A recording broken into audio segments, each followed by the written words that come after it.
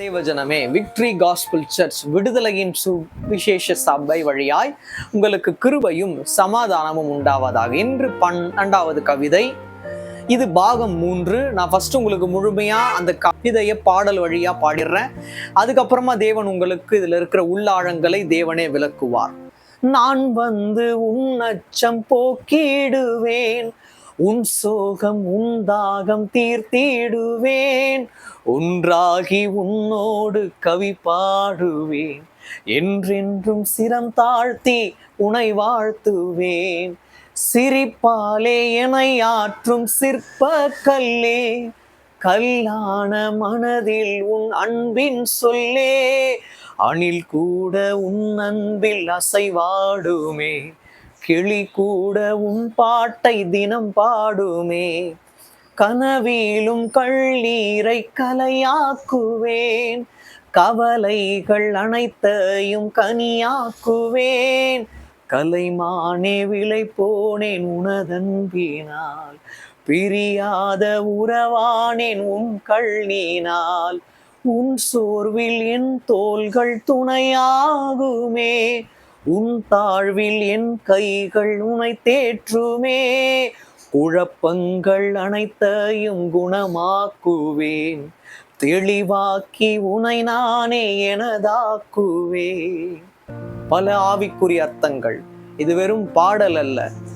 தேடல் யாருக்குள்ள இருக்கிறதோ அப்பதான் பாடல் பிறக்கும்.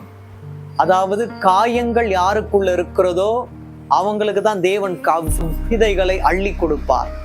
கவிதை பாடல் இணையும் போது தேவன் உங்களோட ஆளுகை செய்வார். ஃபர்ஸ்ட்ல இருந்து நான் உங்களுக்கு சொல்றேன், தேவனே உள்ளாழங்களை உங்களுக்கு புரிய வைப்பார் என்று நான் விசுவாசிக்கிறேன். நீங்க பாருங்க, நான் வந்து உன் அச்சம் போக்கிடுவேன். அச்சமா இருக்கா? தேவன் வந்து நம்மளோட அச்சங்களை போக்கிடுவார். உன் சோகம் உன் தாகம் தீர்த்திடுவேன். இது தேவன் தரும் வாக்கு.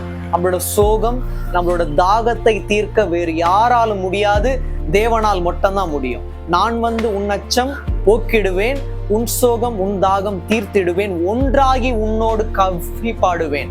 அவர் இருக்கும் போது நம்ம பாடுது நம்மளா இருந்தா கூட ஆவியானவர் நம்ம மூலமா வெளிப்படுவார். சிரம் தாழ்த்தி உமை வாழ்த்துவேன் அப்படின்றது நம்ம சொல்றது. நம்ம சிரம் தாழ்த்தி தேவனை வாழ்த்தோம். அது மட்டும் இல்ல, சிரிப்பாலே என்னை ஆற்றும் சிற்பக்கல்லே, கல்லான மனதில் அன்பின் சொல்லே. அவரோட அன்பின் சொல் இருக்கிறதுனாலதான் கல்லான நெஞ்சமாக இருந்தாலும் அவர் அதை தேனாக மாற்றுகிறார், ஒரு அமிர்தமாக மாற்றுகிறார்.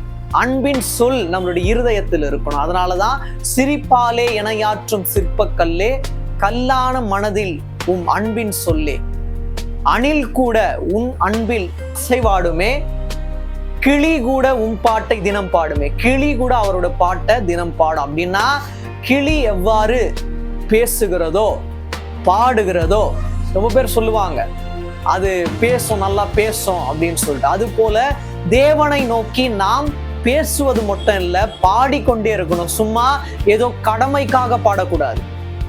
ஆவியிலிருந்து, இருதயத்தின் ஆழத்திலிருந்து பாடணும்.